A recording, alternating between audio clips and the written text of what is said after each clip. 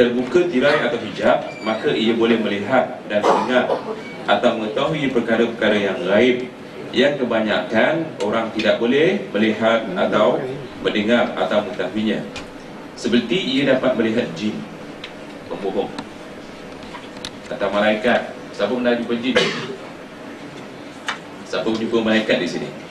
Atau dua jenis makhluk gaib yang tidak boleh dilihat oleh orang kebanyakan. Atau dapat melihat roh Nabi, atau roh wali-wali, atau roh orang-orang soleh yang kebanyakan orang tidak boleh melihatnya. Atau ketiga, ia memberi salam ketika memasuki kawasan kuburan. Ia dapat mendengar jawapan salam daripada penghuni-penghuni kubur yang kebanyakan orang tidak boleh mendengar jawapan salam itu, dan lain-lain lagi. Ini satu pembohongan yang besar. Siapa yang meyakini kalau pergi kubur, dia pergi salam dengan orang kubur tu menjawab, itu bukan orang kubur yang menjawab. Sebab orang kubur sudah tak ada di kubur tu lagi. Orang kubur itu ada di barzakh. Yang ada di kubur itu jusad, mayat. Kalau dia pergi kubur, kemudian memberi salam, orang kubur menjawab, saya katakan bukan orang kubur yang menjawab, bukan setan yang menjawab. Kalau dia boleh bercakap dengan orang kubur, ini satu penipuan juga kita boleh dapat dalam buku Fadailul A'mal, yang mana seorang ulama minta kepada Rasulullah SAW supaya menghulurkan tangannya untuk dicium. Maka Rasulullah SAW menghulurkan tangannya. Katanya 40,000 orang yang melihat, yang mana ulama ini dapat bersalam dengan Rasulullah SAW. Ini juga satu pembohongan. Tidak ada perbezaan sufi yang terdapat dalam tabligh dan sufi yang terdapat dalam aurat Muhammadiyah. Jadi siapa yang percaya dengan perkara seperti ini perkara tahayyul. Ini percaya khurafat, perkara khurafat yang memboleh kepada perbuatan bid'ah, yang boleh membawa kepada perbuatan bid'ah dan syirik. Seterusnya, berkata Imam Ghazali, bukan berkata Rasulullah. Berkata Imam Ghazali dalam kitabnya, apa katanya? Yang artinya sesungguhnya orang-orang arbabul qulub, yakni orang-orang sufi yang bersih hati, mereka dalam keadaan jaga, kadang-kala melihat para malaikat, roh nabi, ya, roh lain, nabi lain, yakni melihat nabi dalam keadaan jaga.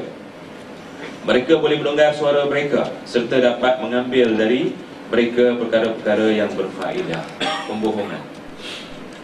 Malah kalau kita habis baca munafik ini, rupanya katanya lah dalam munafik ini pembohongan yang paling besar. Muhammad Suhaimi dapat aurat, zikir aurat yang dimulakan dengan Fatihah, 3 kul, ayat kursi, laqad ja'akum, dan beberapa ayat lagi. Katanya dia dapat aurat ini di dalam Kaabah. Masuk dalam Kaabah, sembahyang dalam Kaabah, tiba-tiba muncul jasad Rasulullah SAW dalam keadaan yang berubah. Ini satu pembohongan yang paling besar. Kalau masyayikh kita dengar marah dia. Jangan kena tipu, jangan antum dibohongi dengan penipuan-penipuan seperti ini. Dari dulu sampai sekarang Kaabah tak pernah dibuka pintunya, kecuali di hari-hari tertentu, seperti di hari musim haji, untuk orang membesar sahaja. Sentiasa dikunci, dan kuncinya itu dipegang oleh Bani Quraisy.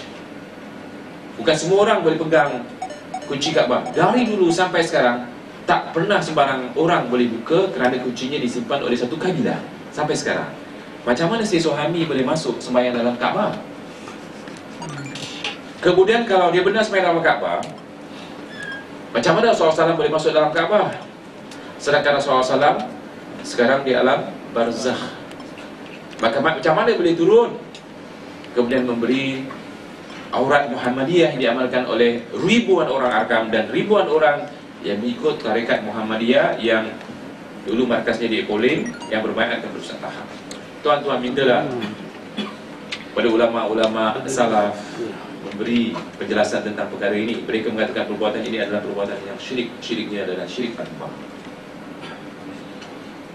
Jadi kalau dia mengatakan saya yakin bahawa Muhammad Suhaimi mendapat Aurat Muhammadiyah ni ataupun aurat yang diamalkan oleh golongan Arkam dan yang mengikut tarekat Muhammadiyah ataupun Sufi Muhammadiyah, kalau yakin bahawa dia dapat, yang saya fahami dapat aurat ini dari Rasulullah SAW cara yaqadah, yakni Rasulullah SAW dengan jasadnya, bukan tidur, bukan mimpi, bukan khayal, benar-benar muncul depan dia, Rasulullah SAW muncul jasadnya.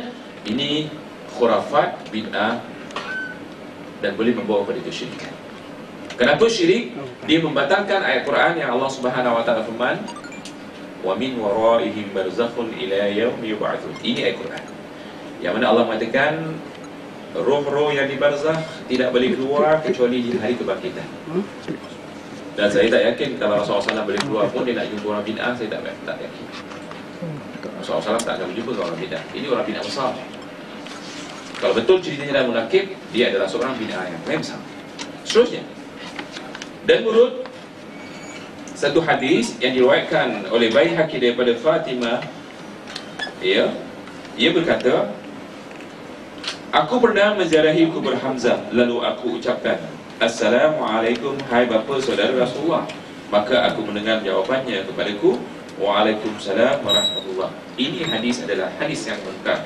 Dalam hadis Baihaqi ini dijelaskan bahawa hadis-hadis yang munkar, yakni Fatimah menziarahi kubur Hamzah, kemudian mengatakan Assalamualaikum wahai bapa saudara Rasulullah. Tiba-tiba Hamzah menjawab. Satu pembohongan. Orang jahil kena tipu, dan orang alim seperti antum tak akan tertipu dengan cerita-cerita seperti ini. Siapa yang percaya jahil, siapa yang tak percaya alim. Itu saja.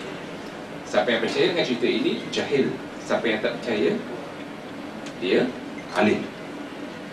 Kesimpulannya, ilmu tasawuf ini, oleh kerana ikuti ilmu tasawuf, dapatlah ilmu kasyaf. Sebab ilmu tasawuf ilmu kasyaf. Orang tasawuf ilmunya, agamanya diambil daripada ilmu kasyaf, ilmu laduni dan ilmu mimpi. Dan katanya, kesimpulannya